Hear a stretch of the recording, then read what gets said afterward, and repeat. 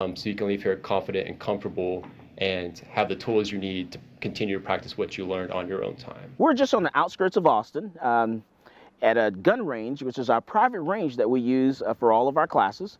And today you're actually going to get an opportunity to shoot a Ruger 22, a Glock 19, a 38 Special revolver, and also an AR-15 and a 12-gauge shotgun.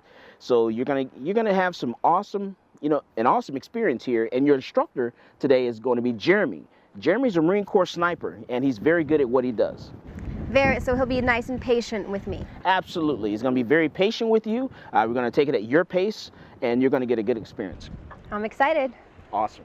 All right, so first and foremost, it's always safety, right? I know you covered it in the class earlier, but it's always, you never point at anything you do not intend to shoot. Always keep the weapon on safe until you intend to fire, and keep your finger off the trigger until you're ready to fire. This is a 22 caliber pistol. We're going to shoot the Glock 19. This is a 9mm pistol. Front sight. Perfect. Oh my God. Right. Finger off the trigger if we're not ready to fire. Holy moly. Whew. That was...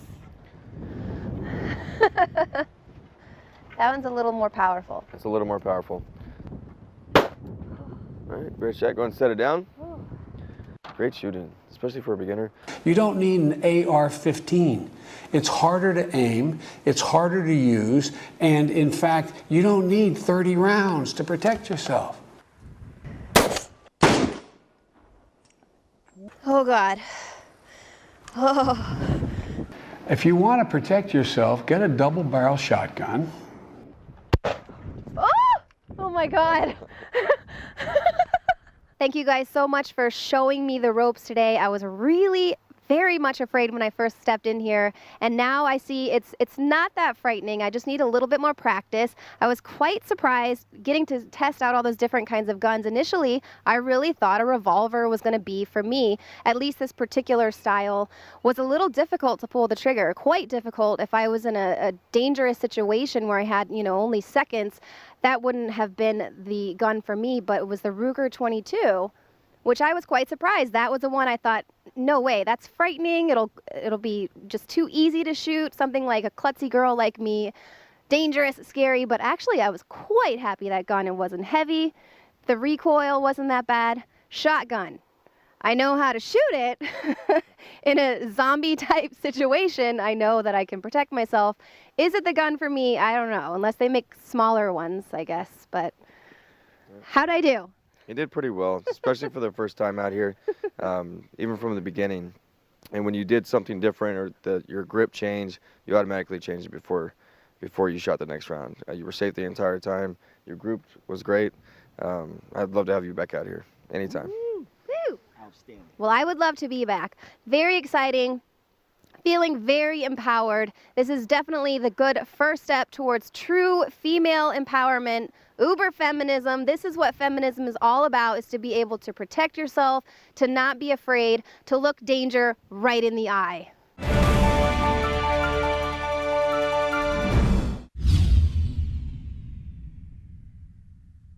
Celebrate the spirit of freedom and liberty upon which our nation was founded at INFOWARSShop.com. Molon Lave is ancient Greek for come and take it. This popular design combines both classic Greek Spartan imagery with modern M16 assault rifles. Now available in women's tees and proudly made in the USA.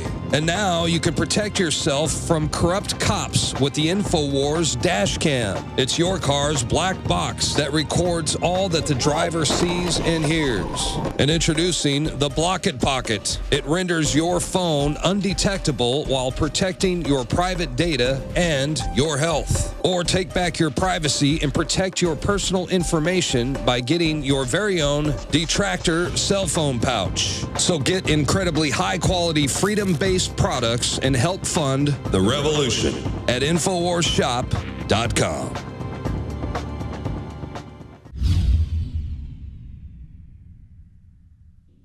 My friends, Alex Jones here to tell you about some of the most important information concerning you and your family's health. Radiation levels have more than doubled in the last 60 years in the Northern Hemisphere from all of the nuclear testing and radiological accidents. Radioactive contamination is now in most of the food supply. There's only 2 ways to avoid this. Move south of the equator or properly protect your thyroid with nascent iodine. Looking to protect my family, I've done deep research. Nascent iodine is the purest, cleanest, absolute best form of iodine to protect yourself and your family. It's made right here in the USA, completely non-GMO. I searched out the best quality and now have developed a double-strength form of nascent iodine, exclusively available at INFOWARSLife.com. Nascent iodine is on record as one of the only safe ways to detox from fluoride poisoning. Survival Shield Nascent Iodine. Secure your super high-quality nascent iodine today at INFOWARSLife.com. That's INFOWARSLife.com.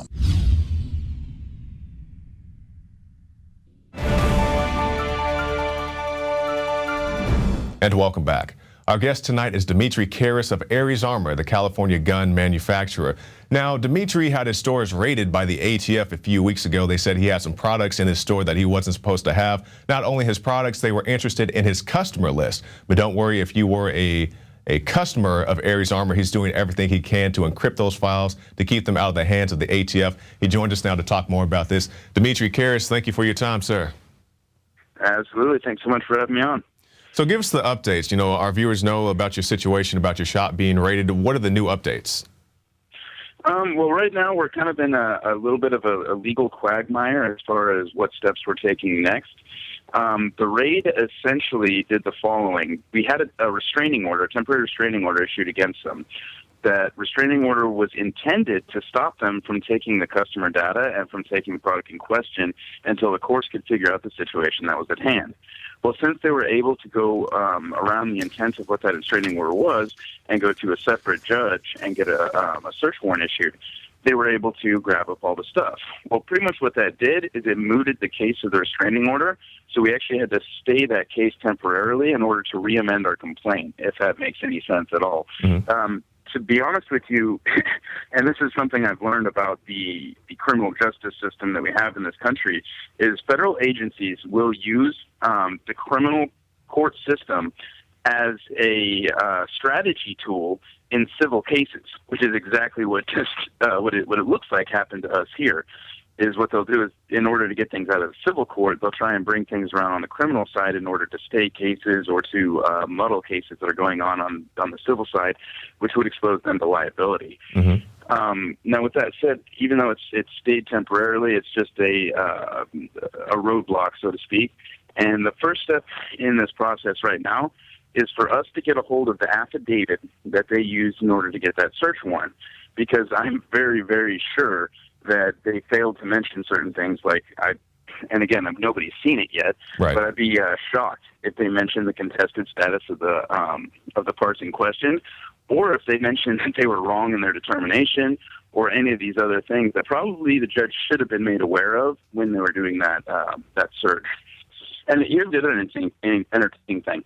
The very first thing they did when they came to raid us, guess what the very first thing they did when they came in was? After they cut the lock on your door, then they busted in? Yep. Okay, so what did they do when they did that? They went and looked for the cameras to turn them off. Really? Yep. Every single building, that's their SOP. Whenever they come into a building, the building that I was at, they didn't keep the door down. They were very polite. I opened the door for them, mm-hmm. And the agent actually asked me, "Are there cameras here?" I said, "Yes." He said, "Can you turn them off?" I said, "Yes, I can turn them off, but why do you want me to turn them off?" Mm-hmm. And he said, "Well, we don't want videotape of the, you know what I mean, of like our illegal activities." Yeah. Mm-hmm. But here's the entertaining thing: is they're telling us all the time when they put these cameras up all over the place, like on our traffic lights.